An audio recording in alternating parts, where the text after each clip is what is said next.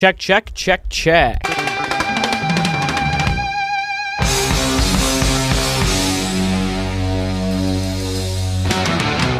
Hey, yo, what's up, guys? It's Sam here. How are you guys doing today? Because like a fantastic day today. We're gonna do RaceInformer. This is the Daytona review, and wow, what a freaking race!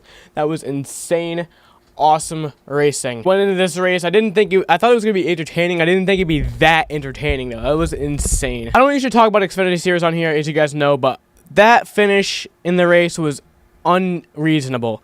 Justin Haley won that race. I don't care what you say. Justin Haley won that race just because he went slightly below the yellow line.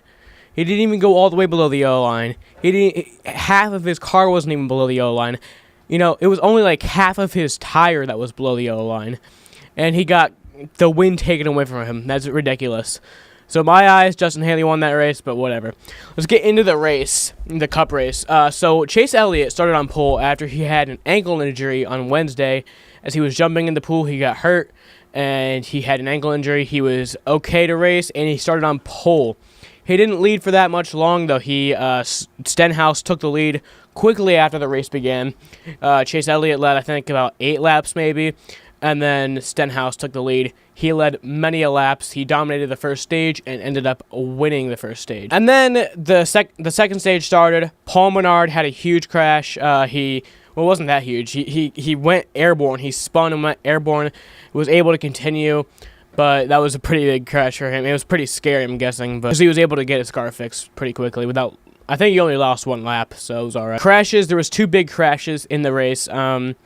There was the one with the big crash with like 20 cars involved that happened on lap 54, and then after they went back green from that, they had another big crash. Kyle Busch and William Byron were racing for the lead, and then they had a crash, and they crashed together, and that was their end of the day. It kind of sucked. Kyle Busch took a hard hit to the wall.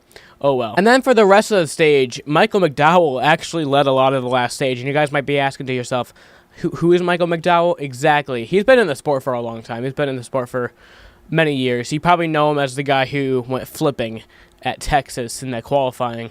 He led for a while. He's never won a race, so that was pretty cool. All right, now let's talk about Ricky Stenhouse Jr. Ricky Stenhouse Jr. He had a bit of some controversy. People say he caused 2 of the main crashes. I don't think so. I think he caused 1 of the main crashes. The first crash that people say he caused was the big one, where people say he got into the back of got in the back of Keselowski. Keselowski spun around into Chase Elliott, causing about a 20-car pileup. I don't think Ricky Stenhouse Jr. caused that one. I think that was a product of hard racing. Everybody was there, bad place, wrong time, and that was the product of that. But the second one, I do think Stenhouse caused, the one with Kyle Busch and William Byron.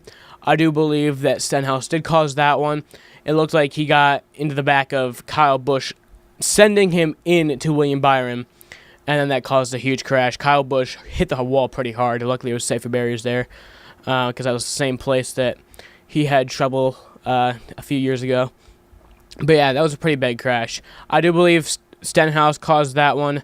I don't hate Stenhouse. I love Stenhouse. He's awesome. He's been a great driver for many years. I don't think one race of him causing trouble is a bad thing. I mean, yeah, he could have raced a little lighter, but it's racing. This is NASCAR. You got to race how you race, and I don't think Stenhouse did anything wrong. I'm definitely not against him, even though his racing caused my favorite driver to wreck out of the race. I'm not against him. I love Stenhouse, so I'm not mad. In the final stage, they actually went on a long green flag run for the final stage. They went about 30 minutes of long green flag run. That was about, I'm going to say 50 laps of racing, and that was pretty good racing for a while. There was some single file, but then there was some pack racing, and then there was some pit stop strategy that had to happen. I think Harvick pitted a lap before everybody else. Or no, Almirola pitted a lap before everybody else, and then he went a lap down. And then everybody else pitted. Almirola wasn't able to get back on the lead lap, but he did once the caution came out. And the caution came out because Kyle Larson and Ricky Stenhouse Jr. had a crash. That got everybody excited. Everybody was happy to see that because everybody was kind of mad at Stenhouse. If you're watching the TV, you could actually hear the fans cheering from the TV, so that was pretty cool. I mean, not really because, like I said, I love Stenhouse, but I mean, that's pretty cool that you could hear them screaming that loud. The fans in this sport are crazy. I love it, though. So they went back green, and Michael McDowell, Joey Gase, and Eric Almirola had a crash, and that was unfortunate for all of them because Joey Gase was running up in the top 10 for a little bit. That was pretty cool. Michael McDowell led about 20 laps of the race, and that really kind of sucked for him because it looked like he had a really good shot at winning. And then Eric Almirola, he had a crash, and that really sucked for him. He didn't have a great race, but he was coming to look to get redemption for what happened at Daytona 500 earlier this season. So the fact that he crashed out kind of sucked. And then they were coming to the white flag in overtime, and they were literally feet away from the start finish line, where the next flag would end the race. And Clint Boyer spun, got into the wall hard. Harvick was involved, and that caused a caution. They went back under yellow. There was a red flag that ended up coming out. And that is where Eric Jones was able to win the race. He had some good drafting. Truex didn't really have any help, and Eric Jones did. It looked like Casey Kane was going to win, and then Eric Jones was able to get around because he had a good drafting partners, and he was able to get around Kane and Truex. He was able to block Truex, and that ended up making him the winner, and he only led one lap of the entire race. The post-race, it was pretty cool. We had a lot of guys doing interviews that we don't usually see. Matt Benedetto, Chris Buescher. They had interviews. That was pretty cool. And I actually saw a video on Twitter of Ricky Stenhouse Jr. being escorted to his motorhome by cops. Not because he was arrested or anything. He needed security because he could get, like, jumped or something. That happens sometimes. Kyle Busch had that a few years ago.